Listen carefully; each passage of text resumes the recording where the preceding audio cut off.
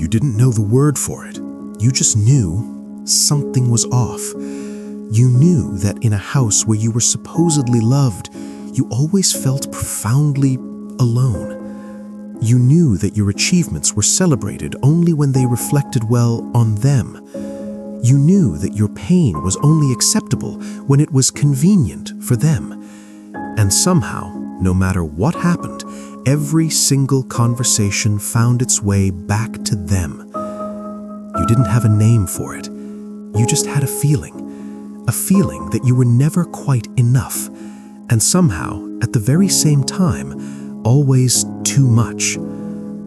This is what it feels like to grow up in the shadow of a narcissistic parent.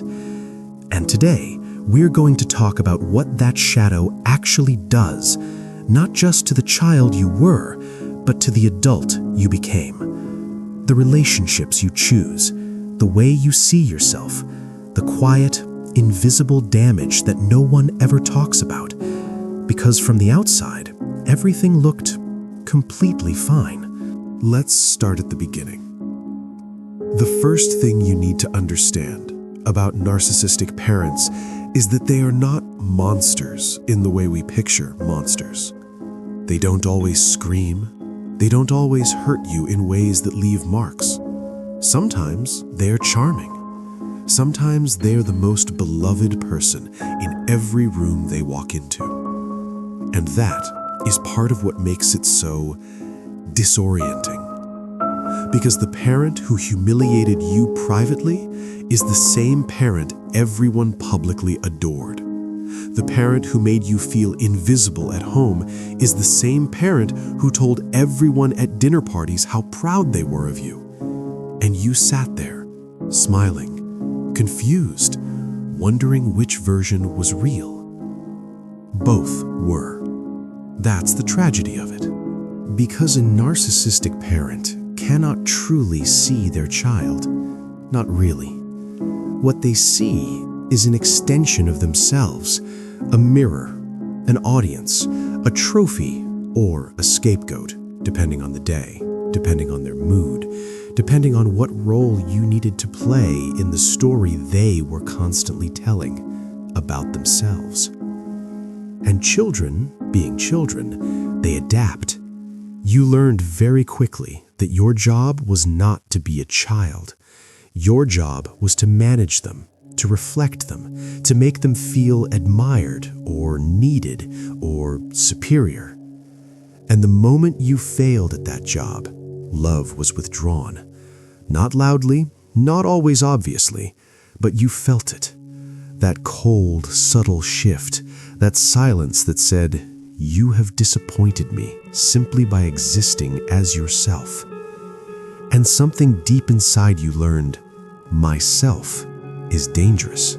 This is where the damage begins, not in the dramatic moments, but in the ordinary, daily, relentless experience of having your inner world treated as irrelevant.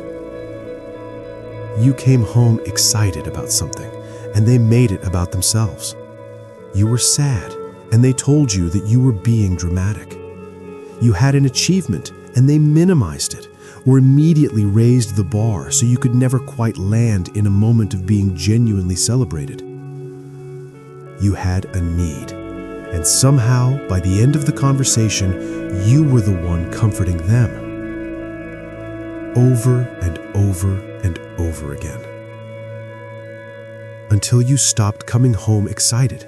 Until you stopped showing sadness. Until you learned to shrink your needs down to nothing, because having needs only ever seemed to create problems. You didn't lose your inner world in one dramatic moment. You quietly abandoned it, piece by piece, year by year, in 100 small surrenders that felt at the time like survival, because they were. And then you were assigned a role. Some of you were the golden child, praised, celebrated, held up as proof of the parent's greatness. And that sounds like the better deal, until you realized that the golden child's love was entirely conditional. You were loved for your performance, not your person. And the moment you showed a flaw, expressed a need, had a bad day, the warmth evaporated. Some of you were the scapegoat, the one who was blamed, the one who absorbed the parents' shame and rage because someone had to. And you internalized it. You became someone who walks through life waiting to be accused of something, someone who feels inexplicably guilty in completely neutral situations. And some of you rotated between the two, which may be the most disorienting experience of all, because you could never predict which version of them you would get, which version of yourself was acceptable today. And so you became hypervigilant, an expert reader of every micro-expression, every shift in tone, every slight change in the atmosphere of a room. You didn't develop that skill because you were gifted. You developed it because you had to. And then you grew up, and you carried all of it with you, invisibly, into every room, every relationship, every quiet moment alone with yourself. You might have become someone who is deeply uncomfortable receiving love, not because you don't want it, but because love in your experience always came with a cost, always came with strings, always came with the quiet understanding that it could be taken away the moment you stopped performing. So when someone loves you simply, freely, without agenda, your nervous system doesn't feel relief, it feels suspicion. What do they want? When will this end? What am I going to have to pay for this? You might have become someone who over-explains everything, who justifies their feelings before they've even finished feeling them, who apologizes for existing in spaces they have every right to occupy. You might struggle to trust your own perception because you were so consistently told that your perspective was wrong, that your own judgment stopped feeling reliable. You might fawn. You might flatter. You might instinctively make yourself smaller in the presence of a dominant personality, not because you are weak, but because your nervous system learned that strategy early and filed it under how to stay safe. And worst of all, you might have become someone who genuinely cannot tell in the middle of a conflict whether you are the problem, because you were told so consistently that you were the problem that your own judgment stopped feeling reliable. That is not a character flaw. That is not weakness. That is what years of gaslighting does to a developing mind. Here is the part that no one talks about enough: the grief. Because at some point, usually in adulthood, in a quiet moment when your guard is finally down, it hits you, the thing you never fully allowed yourself to feel. I never had a parent. Not really. Not someone who was genuinely curious about who you were. Not someone who could hold your pain without making it about themselves. Not someone who saw you, the actual you, the complicated, messy, real you, and loved that. You had someone who needed you to be a certain thing, and you tried, God, you tried, to be that thing. Because children will do anything, absolutely anything, to believe that their parent loves them. Because the alternative, that the person who was supposed to love you most was simply incapable of it, is a grief too enormous for a child to carry. So you didn't grieve it then. You're grieving it now. And that grief is legitimate. That grief is not self-pity. That grief is not weakness. That grief is the most reasonable response in the world to finally understanding that something fundamental was missing, something you deserved, something every child deserves. To be seen, simply, fully, without agenda. to be loved, for existing, not for performing. So where does healing begin? It begins where it always begins, with the truth. Not the story you told yourself to survive, not the minimizing, not the "it wasn't that bad," not the "they did their best," not the "other people had it worse." Those thoughts are not kindness.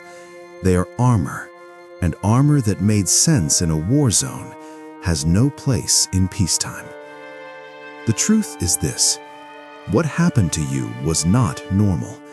The confusion you felt was not your fault. The distorted image you carry of yourself, the one that says you are too much or not enough or fundamentally flawed, that image was handed to you by someone who needed you to carry it so they didn't have to carry it themselves. It was never yours. Healing means learning to tell the difference between what is actually true about you and what was projected onto you. It means building, slowly and painstakingly, a relationship with yourself that is not mediated by their voice, their criticisms, their needs, their version of who you were supposed to be. It means sitting with the anger, because underneath the sadness, underneath all the confusion and self-doubt and exhaustion, there is anger. Completely justified, long overdue anger. At being made responsible for their emotions. At being used as a mirror instead of loved as a person. At losing years of your life managing someone who should have been managing themselves. Let yourself feel it. Not to destroy them, not to become bitter, but because that anger is the part of you that finally knows, I deserved better than that. And that knowing is the beginning of everything. You spent your childhood being shaped by someone who couldn't see you, but you can see yourself now. You can learn to trust your own perception again, to trust that what felt wrong was wrong, that what hurt actually hurt, that your inner world is real and valid and worth protecting. You can learn what it feels like to be with someone who is genuinely curious about you, someone who doesn't flinch when you have a need, someone whose love doesn't disappear when you show them something real. It will feel unfamiliar at first, maybe even uncomfortable, because calm, safe, unconditional love is not what your nervous system was trained on. But unfamiliar is not the same as wrong. Sometimes unfamiliar is just another word for new, and new is exactly what you deserve. You can stop choosing relationships that replicate the dynamic. Stop gravitating toward people who need you to be small. Stop confusing emotional unavailability with depth. Stop performing for love in rooms where love was never actually on offer. You were not too sensitive. You were not too needy. You were not the problem. You were a child trying to be loved by someone who had never learned how. And that is their story, not yours. Your story is just beginning. And this time, you get to decide what love looks like. This time, no one gets to tell you who you are supposed to be. This time, you get to rest. This time, you get to be soft. This time, you get to be seen. Not for what you do, not for what you achieve, not for the role you play in someone else's story, but for exactly who you are. And that is everything.